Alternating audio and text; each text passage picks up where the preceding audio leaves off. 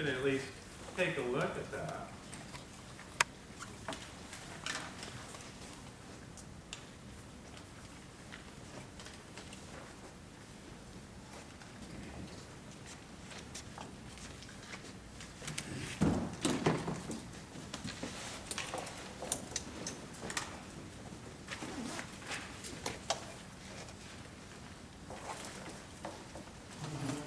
Have a copy of that handout that I can use for a couple minutes?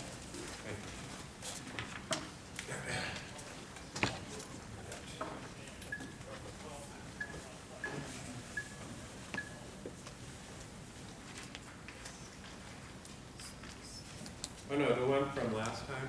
The one with the rainbow stuff? Thank you.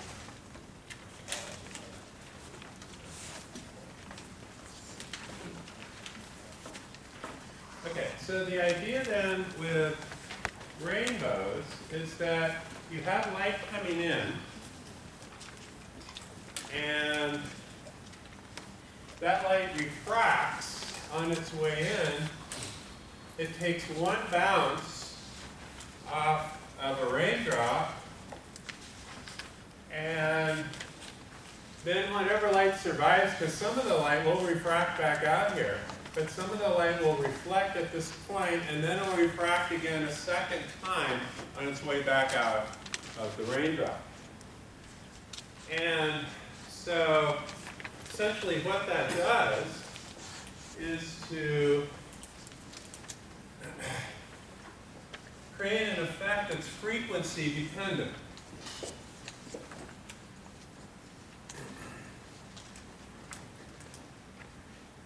Why is it frequency dependent? Well, because the angle of refraction for blue is a little steeper, there's a little more bending for blue than there is for red. So this is true for any surface. We have red light coming in. It's not a huge difference, but it's enough to create rainbows. So it's good enough for that at least.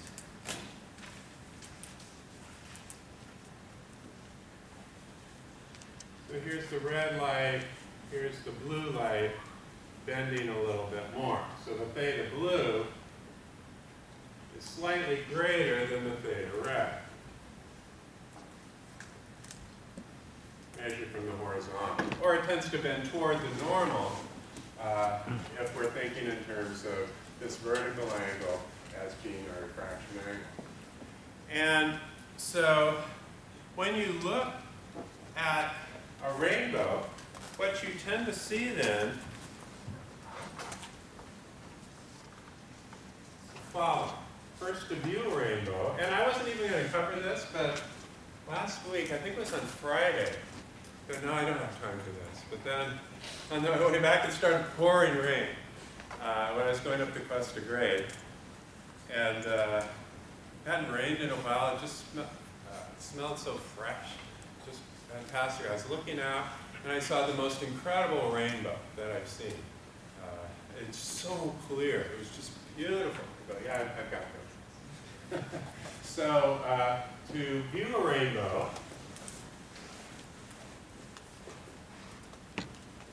first the sun needs to be at your back.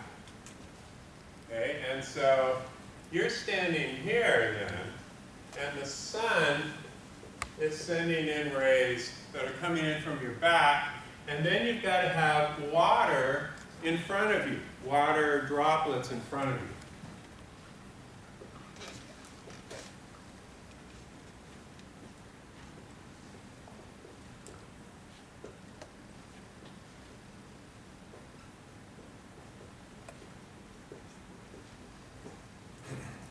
Okay, so if we go back to the slide that I was showing you.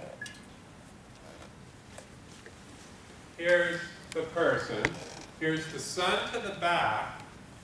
And then you have the light coming in from the refracting, reflecting, and then refracting again off the water droplets. Okay, and not only did I see a rainbow, but I saw a double rainbow. It was so amazing. Got to see following the regular rainbow, there was a secondary bow that was above it. And then it was very dark in between the primary bow and the secondary bow. But then below the primary bow, it was very light. So that was all kind of interesting. And so to try to understand this better then, we have to realize, first of all, that the light that's coming in from the blue is using a different drop than the one from the red. Okay, so the blue one is going to bend more coming in and bend more going out. Whereas the red one is going to bend less coming in and then less coming out. Like that.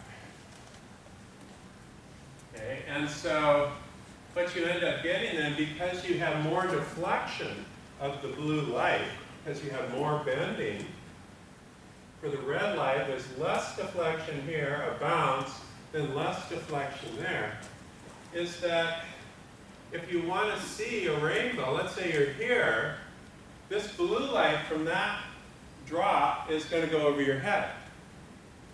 And so what you need then is the blue light from a drop that's farther down. So here's a drop that's farther down. So the blue light then comes in,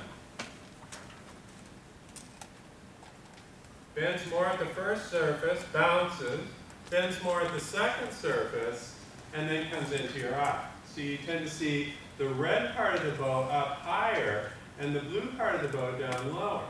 Now the red part of this bow, or the red part of this drop, is going to bend less here, bend less there, and so it's going to be down here, hit you in maybe your chest or your feet or something like that. And so you're actually getting all of the different colors of light from different droplets that are refracting the light, and then everything else in between, from red and then orange and then yellow, green, blue, would be coming in that kind of a fashion.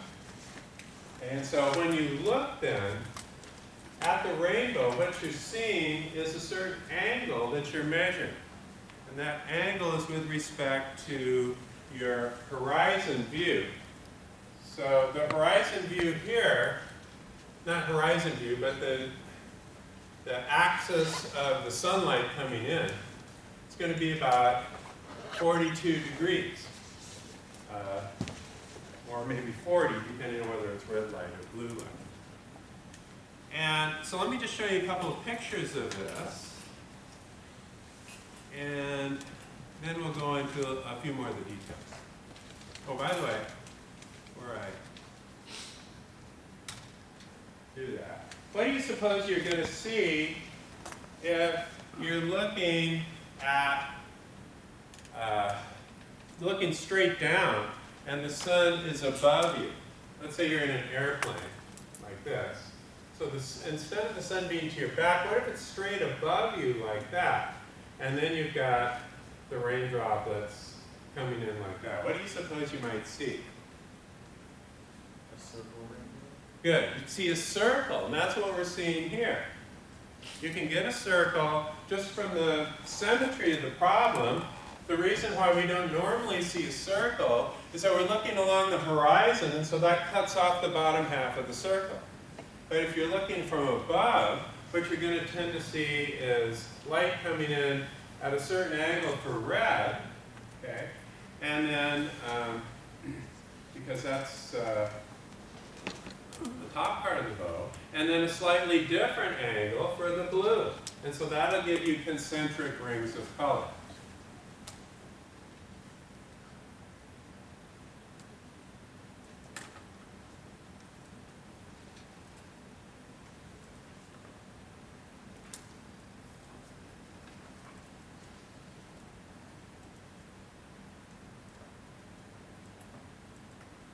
Called, and he reversed the order of the colors.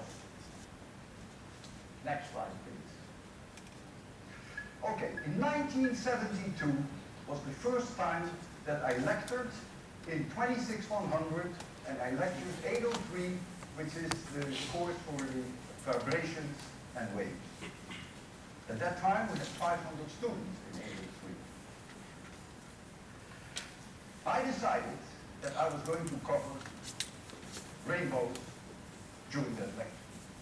There was no internet. I had no pictures on rainbows, so I decided I had to make them myself. So I asked my daughter, who was 7 years old. By the way, it was January and it was freezing. Terrible. I asked Emma to go out with me in the garden and spray water around from a hose, and I would then take the pictures of the rainbow. And you see that here. You see beautifully the red on the outside, you see the blue on the inside, you see this white light. You understand now where that white light comes from. I explained that. You see that no light from these raindrops come to me. That's why you can see the forest so beautifully. The reason why you don't see the secondary is probably that the light was not strong enough, or more likely that the water was not present there. If there's no water, of course, you cannot have a rainbow. So the water may not have sprayed up high enough. Now you're going to see a picture that breaks my heart.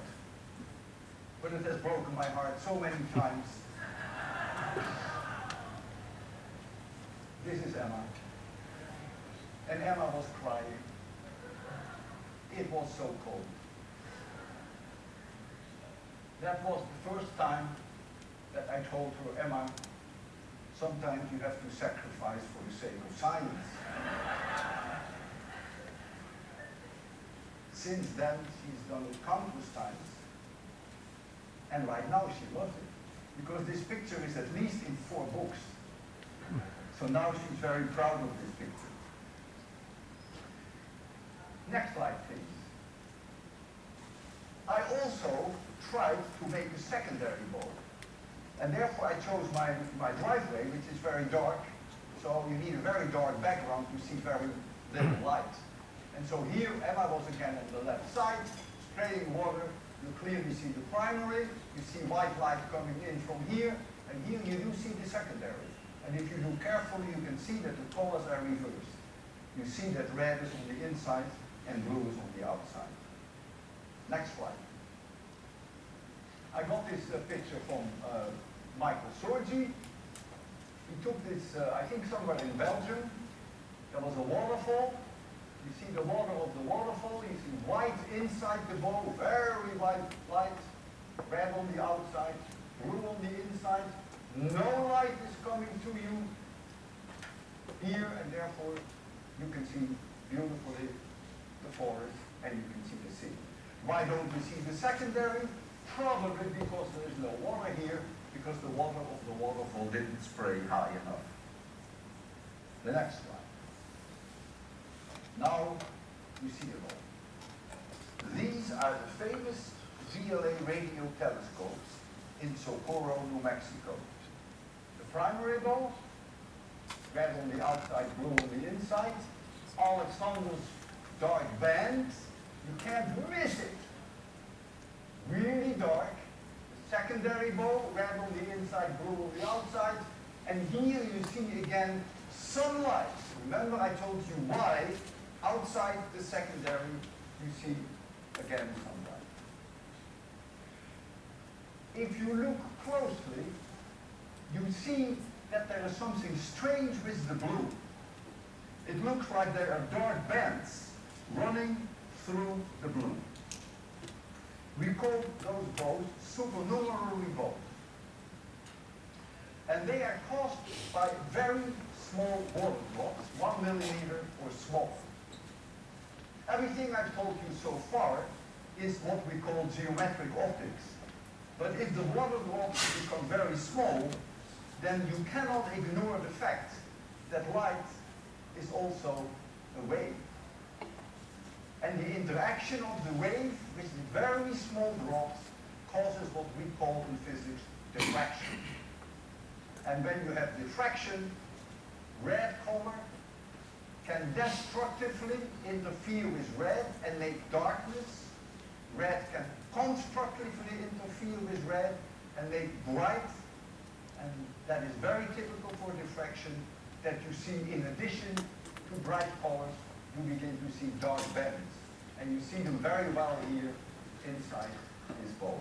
So you can almost be certain that the rain there, the raindrops will 1 millimeter or maybe even smaller. If the water drops are very, very small, and I'm talking now about something like 30 microns or so, then the diffraction becomes so important that all the colors are smeared out over each other. The red is over the blue is over the green, it's all smeared out. What color will you now see? White. That's called the white rainbow. They're rare. They're also called fog bows because fog has small water drops which are also typically of size 30 microns. And so you can often see white fog bows, which is exactly the same as a white rainbow. Okay, so let's just look real quickly at some of the essential features of this. We've seen the primary bow, the blue is on the bottom, the red is on the top. We see brighter beneath the bow, and so that has to do with the fact that you do get some light coming in at other angles other than the optimum angle, and also because of scattering. So that's what he was talking about with those raindrops that are small enough, is all the different types of light mixed together to create white light. And so that scattering then can create a brighter region below the blue part of the bow. And then if you use your imagination, you can see some dark lines in there that are caused by diffraction.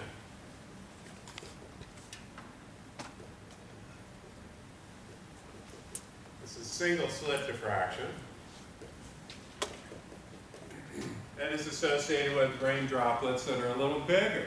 But if the rain droplets are really small, more on the order of the size of molecules, then you start getting scattering happening.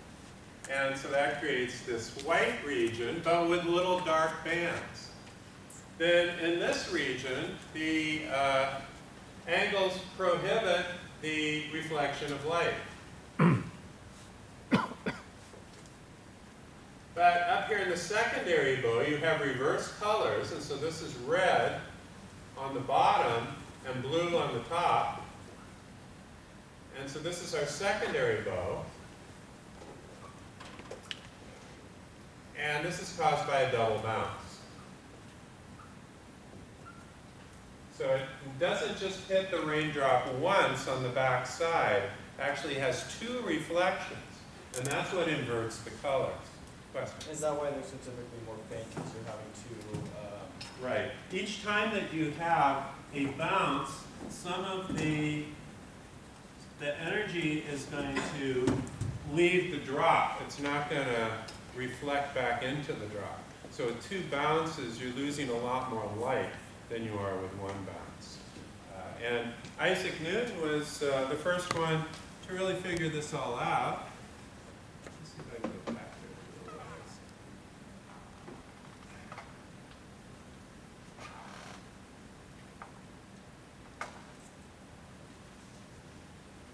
The words red is on the inside and blue is on the outside.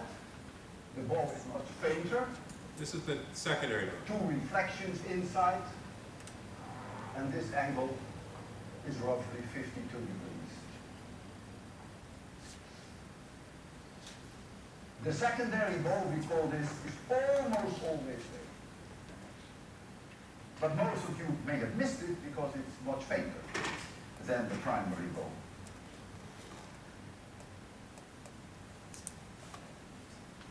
For one reflection, the light can never appear here. Here, there is no phi maximum, but there is a phi minimum. so the light can never be here. So this bow says no light here, this bow says no light here, so this is dark like hell, and this has a name. This is called Alexander's dark band. Since this bow is formed by phi minimum, that means light can come out at an angle phi larger. There is again sunlight here, sunlight.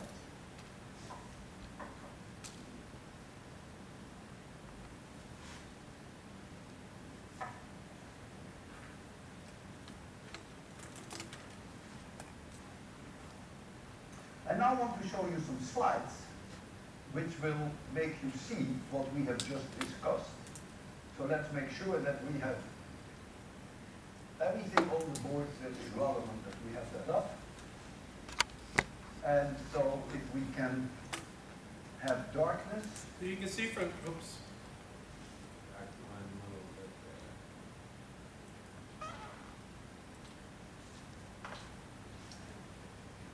there. Have everything on the board that is relevant, that we have that up. There.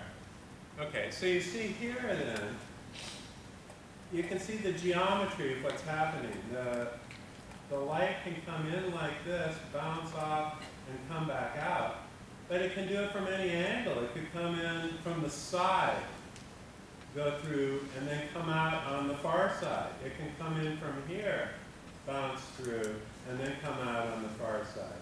And so what you basically are doing is you're saying that the allowed directionality of all the rays is a conical shape, and that conical shape intersects with a plane here of concentric rings. That the bottom half of those concentric rings is blocked out normally when you look at a rainbow by the surface of the Earth. And so unless you're in the right configuration with the light above you, you're not going to see the entire circle. You're just going to see half the circle. But if you get this picture that the light can come in like this, but it could also come in from the side of the raindrop like this, bend, and then come back out sideways, right? So it doesn't have to come in and down like that. It could come in like that on the front side and then back out on the rear side. And so that's the key to being able to visualize this.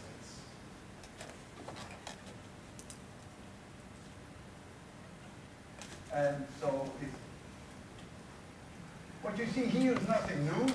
This is basically what I have drawn. The sunlight comes in here. This is Walter Lewin. This is his shadow here on the floor, on the ground. And red bending less, coming in at a higher angle. Blue bending more, coming in at a lower angle. So it gives you the blue bottom and the red top band. if I look at a water drop, which is 42 degrees away from this, what I call reference line, this drop will be red. If I look in this direction, I see no light. If I look at 40 degrees, I would see blue. If I look at the lower level, it will be white. Even if the water drop was near my feet, as long as this angle is 42 degrees, this drop would look red. Next slide, John. Okay, this is a picture by Isaac Newton. From famous physicist Newton, who was one of the first to understand the rainbow. This is from his book, Optics. And you see here the primary bow. If you're sitting in the front row, you can see a similar situation that I drew. Here is refraction, here is reflection, here is refraction. This is the secondary bow. If you look very carefully, you can see inside the drop, you would see two reflections. Next slide, please. This is fun. You should do this. You probably have already done this. When you spray your garden, sun is high in the sky, your shadow is here, your head. So if you're looking at 42 degrees out from the direction of the light, you'll see the red one. And if you look at 40 degrees, you'll see the blue one. But you could look in this direction, and it comes back up. Or from this direction, it comes back up. So that's the geometry of how this becomes an arc.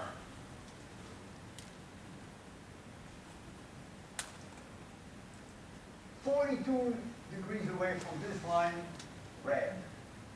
And when you see here it's red, and it's there it's red, everywhere 42 degrees is red, and if you turn around and you go back, it is red. So you can make a rainbow and circling.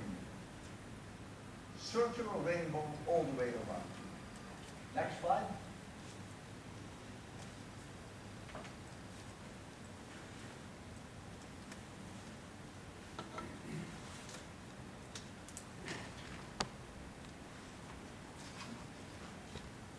All right, so just a couple more details on this that I included in the handout. So normally if the sun is coming from above, you can see this kind of a ring, but if it's coming from behind you and you're looking along the horizon, then the horizon cuts off here and you just see the rainbow like that. So if you start moving toward the pot of gold, the problem is that as long as you've got water, then the angles aren't going to be right unless it's bouncing off of raindrops that are behind it. So it's just like the mirage. As you try to catch up to the mirage, it keeps moving farther away from you. That's why you never get to the pot of gold.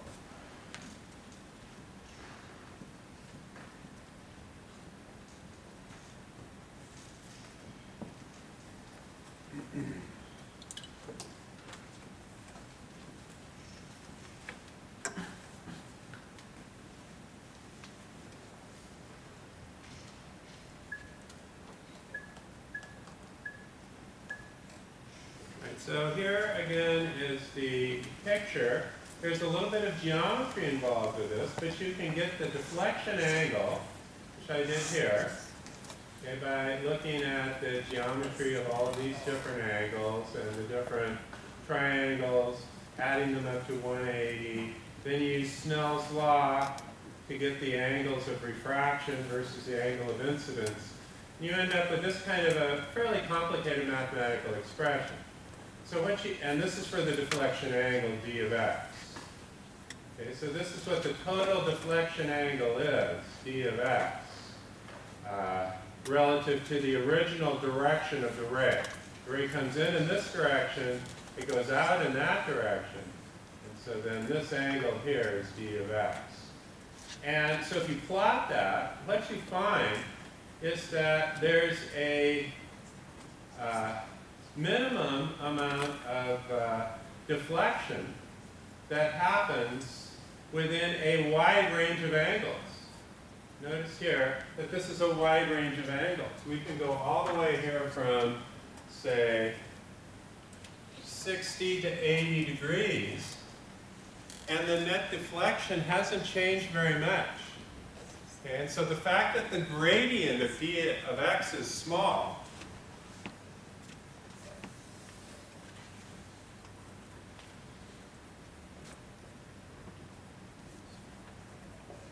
near the minimum deflection means that you're going to get a lot of energy concentrated within that range of angles. In here, you change by a little bit and the deflection changes by a lot. But here you get very little deflection over a wide difference in angles. And so this is what gives rise to the concentration of light that we see at those angles in the rainbow. There are deflections at other angles, but these are the ones that, because there's a wide range of angles and very little change in the deflection,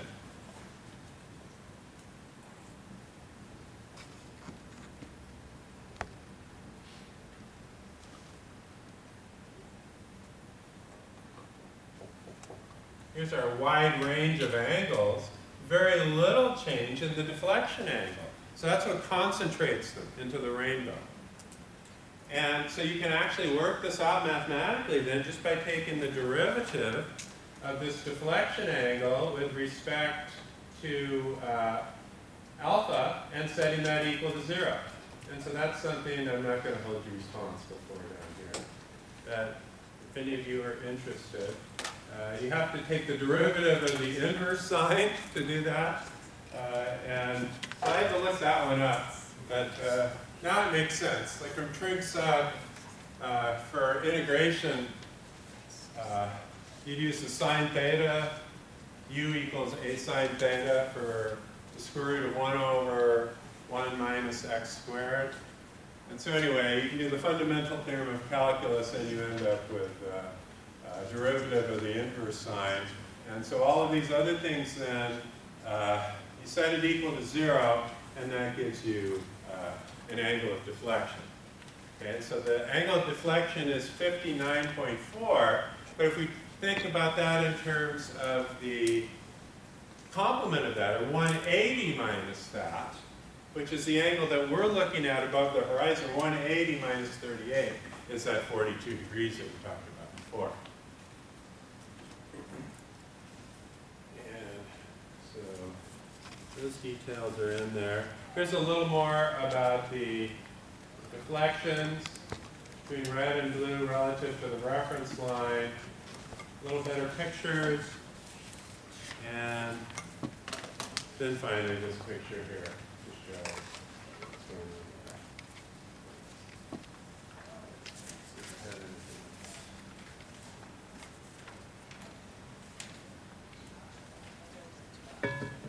Somewhere in here I had a picture of a double bounce, but I'm not going to look for it right now. I'll show it to you during lab this week. Are there any questions about rainbows?